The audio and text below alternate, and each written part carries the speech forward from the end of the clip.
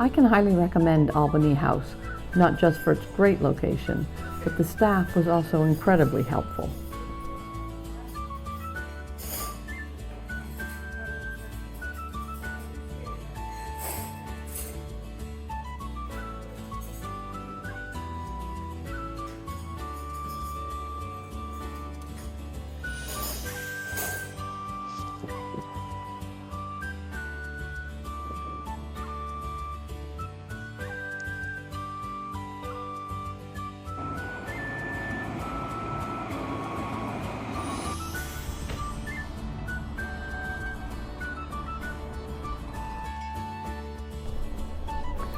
Dublin is an extremely walkable city, and truly, it's the best way to take in all its charm.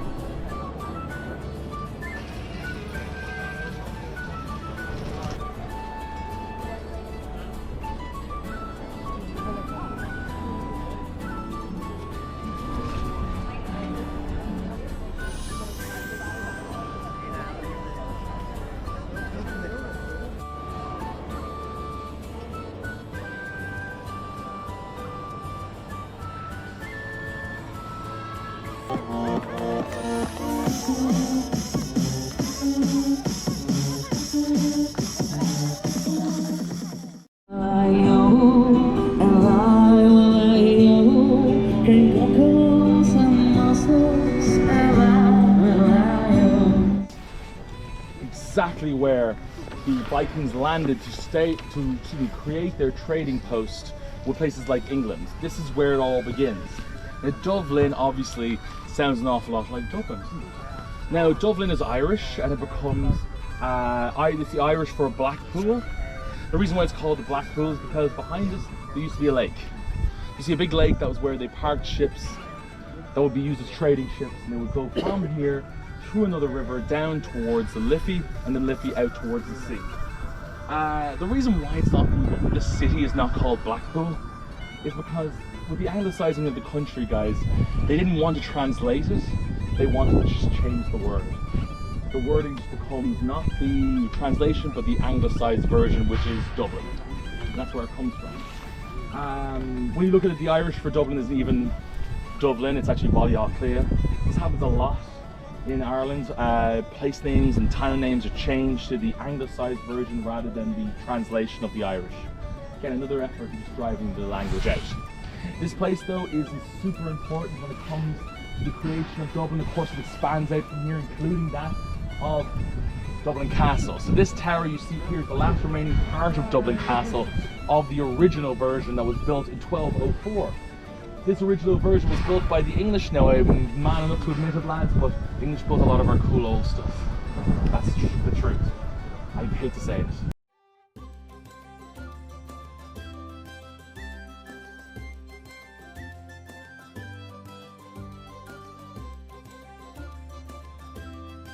Fine. We'll go older. It's a place called Fallon's, which is off Francis Street. That is from 1619 when it was open. Older than that, fine, we got you. Brazen Head, established in 1198.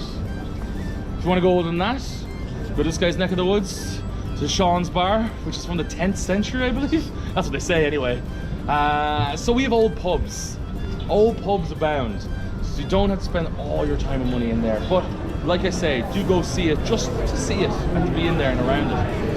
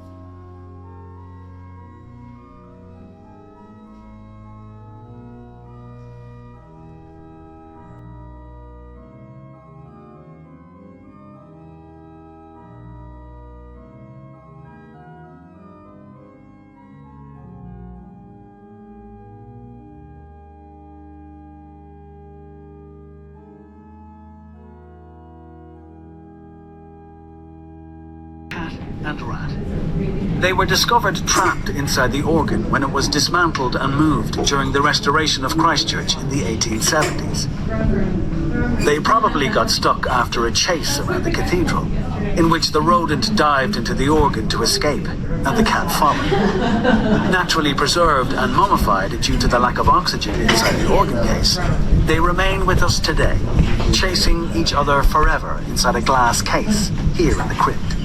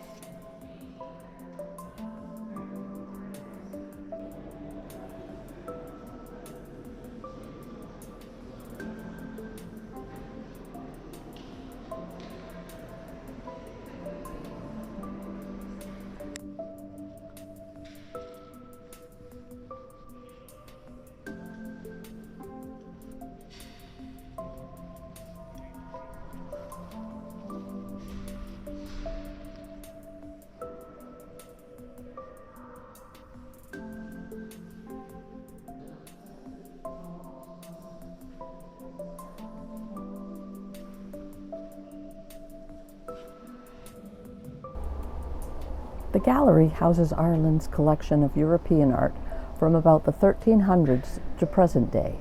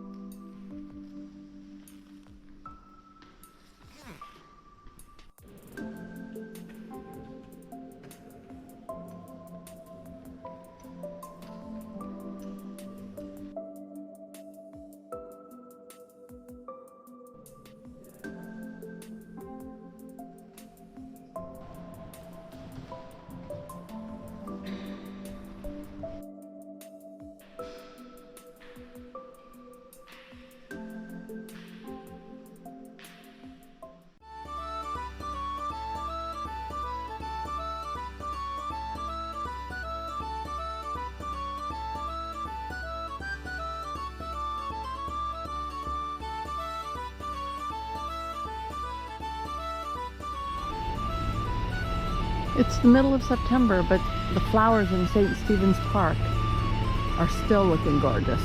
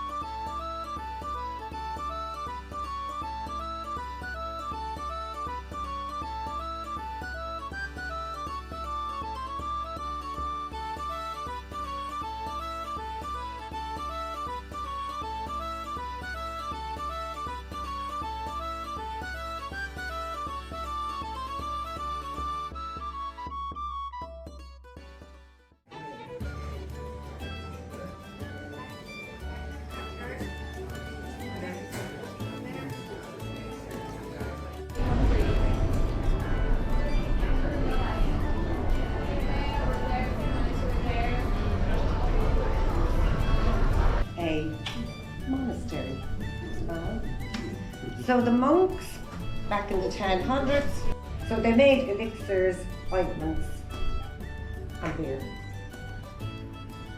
So they wanted to go out into the road and explore. Now, before we go any further, I would like you to pronounce these words.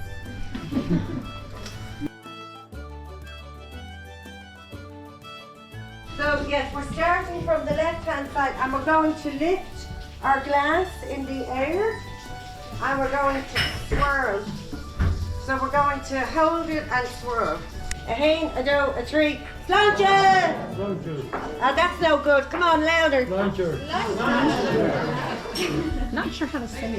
Sláinte. Cilantro. Yes.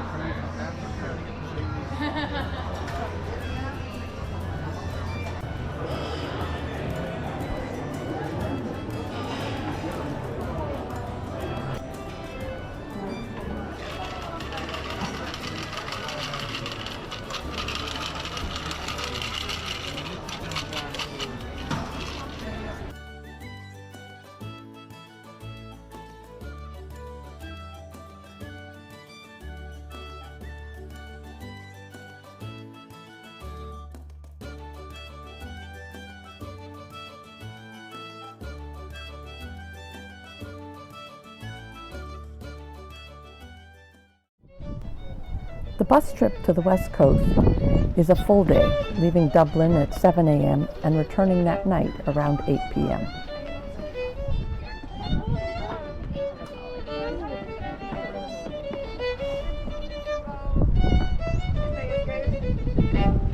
Located in County Clare, the Cliffs of Moher are the most famous cliffs in all of Ireland.